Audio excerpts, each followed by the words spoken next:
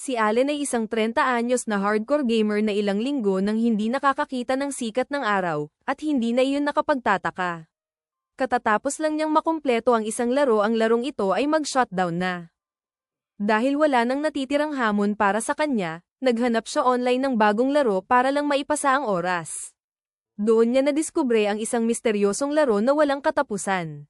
Karaniwan, ang isang programang kusang nag-i-install ng walang pahintulot ay magdudulot ng alarma, pero sa puntong iyon, lubos na siyang nahumaling.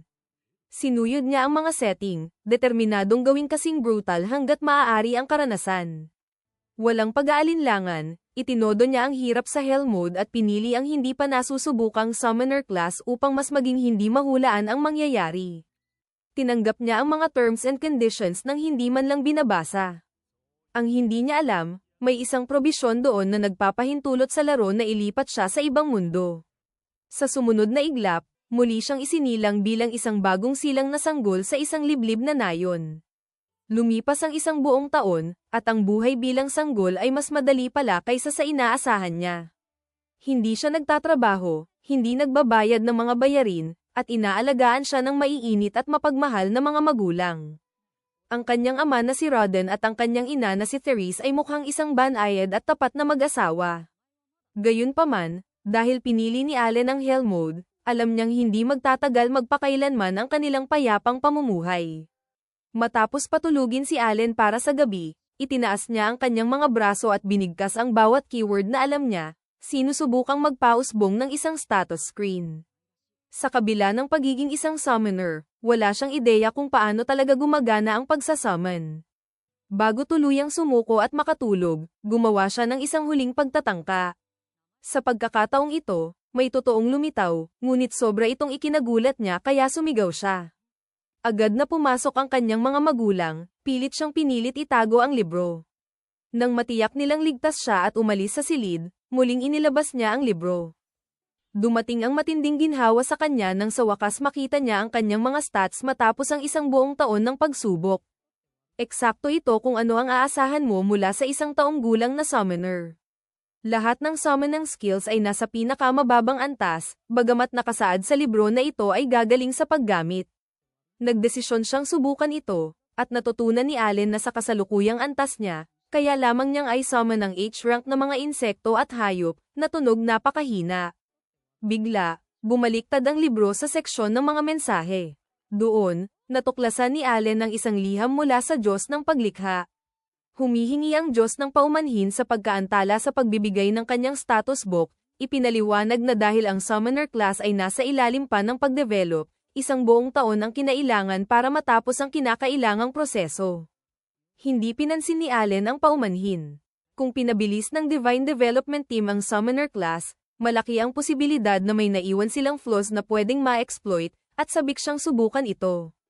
Nagdesisyon siyang mag-summon ng isang insekto muna, ngunit mabilis niyang napagtanto na wala siyang ideya kung paano i-activate ang kakayahan. Karaniwan, maghahanap siya sa forums o manunood ng tutorials, ngunit dahil wala siyang internet, kailangan niyang umasa sa trial and error. Matapos pag-isipan ito, napag-alaman niya na kailangan muna niyang gumawa ng insect skill card. Nang subukan niya ito, maayos itong nagtagumpay ng walang sablay. Ngayon nakayanan niyang mag-summon, nahinto siya nang dumating muli ang kanyang ina para silipin siya, kaya napilitan siyang magkunwaring natutulog. Kinabukasan, habang abala ang kanyang mga magulang sa kanilang mga gawain, binuksan ni Allen ang kanyang grimoire at sa wakas ay nasummon niya ang insekto. Pinuno ng matinding liwanag ang silid, pansamantalang nabilib siya, hanggang sa isang malaking grasshopper ang lumipad diretso sa kanyang mukha, na nagdulot sa kanya ng panik. Ilang sandali lang, napagtanto niya na ang nilalang na ito ang kanyang summon. Sinubukan niyang magbigay ng utos, ngunit natuklasan niyang, sa kabila ng pag-summon, ito ay wala lamang sa instinct ng grasshopper at hindi kayang intindihin ang kanyang mga salita. Sa magandang bahagi, ang pag-summon ng grasshopper ay nagbigay kay Allen ng boost sa kanyang agility at endurance, na labis niyang ikinasiya. Gayunpaman, ang kanyang kasiyahan ay nakatawag ng pansin ng kanyang ina, at nang makita nito ang higanteng insekto sa sahig, agad niya itong dinurog ng walang pag-aatubili. Sa mga sumunod na araw, nag-eksperimento si Allen sa pag-summon ng mga insekto, ngunit mabilis siyang nabagot at nagpa siya na subukan ang beast summoning. Nag-summon siya ng isang daga, at muli, inilunsad ito ng grimoire diretso sa kanyang mukha. Sa pagkakataong ito, handa na siya at bahagya lang ang reaksyon. Ang daga ay nagbigay ng sarili nitong stat buffs, ngunit nananatili itong hindi matalino, kaya imposibleng makipag-ugnayan. Isa sa mga kakayahan nito, ang Scurry, ay nag-a-activate tuwing iniutos siya ni Allen, ngunit ang kakayahan mismo ay halos walang silbi.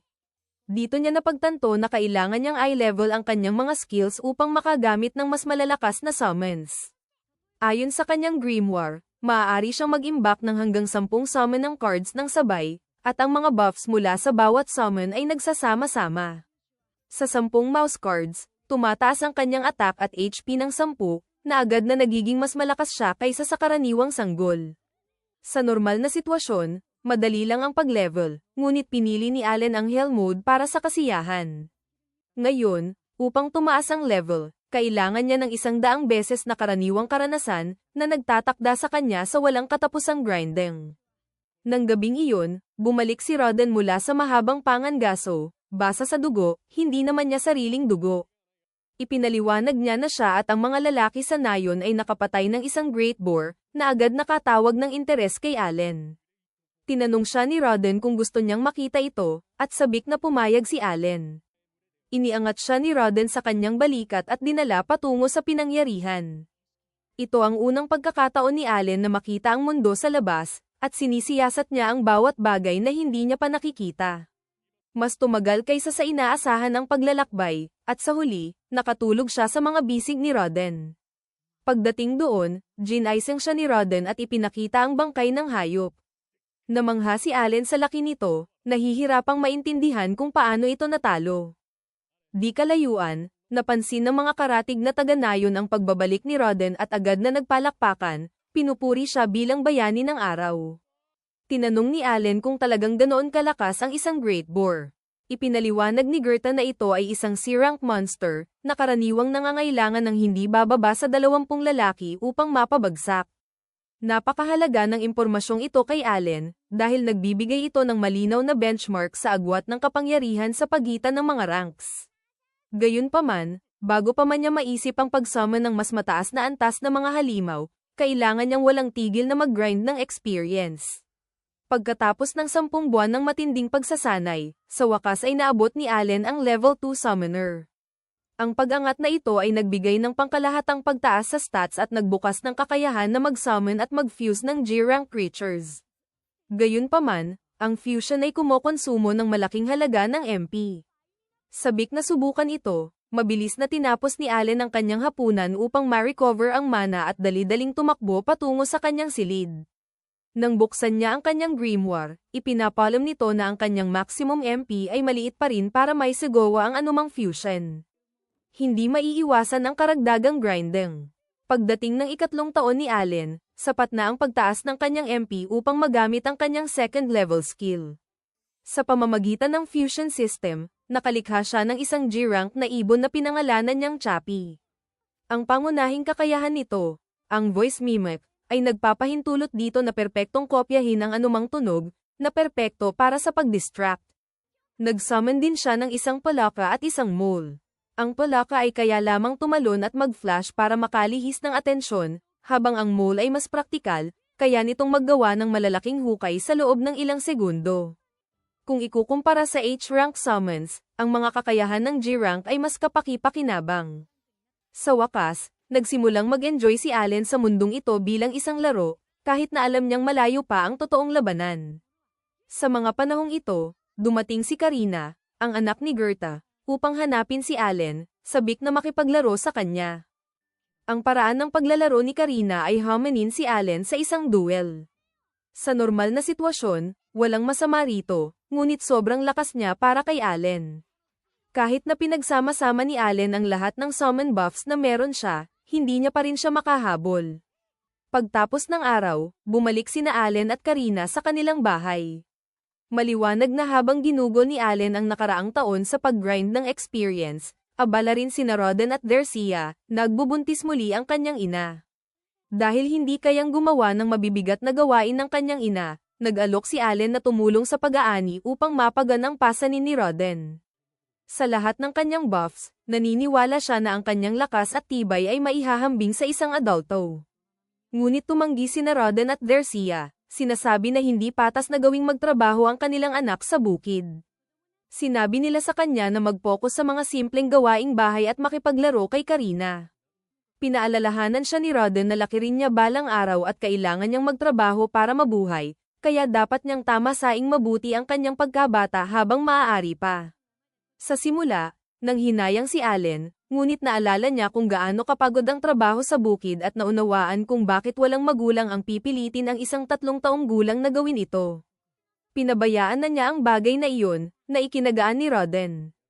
Habang nagpapatuloy ang hapunan, nabanggit ni Dercia na nakita niya si Allen sa likod bahay kanina, nagtatapon ng mga bato sa puno, at tinanong kung ano iyon. Ipinaliwanag ni Allen na nagpa-practice lamang siya ng self-defense sakaling umatake ang isang halimaw sa kanilang tahanan. Sa totoo lang, sinusubukan niya kung maaaring makuha ang mga non-summoning skills sa pamamagitan ng paulit-ulit na paggawa ng aksyon, ngunit walang naging resulta ang pagtatangka. Pinuri siya ni Rodden sa kanyang kasipagan at sinabi na inaabangan niya ang appraisal ceremony ni Allen. Hindi pamilyar sa terminong iyon si Allen at nagtanong tungkol dito.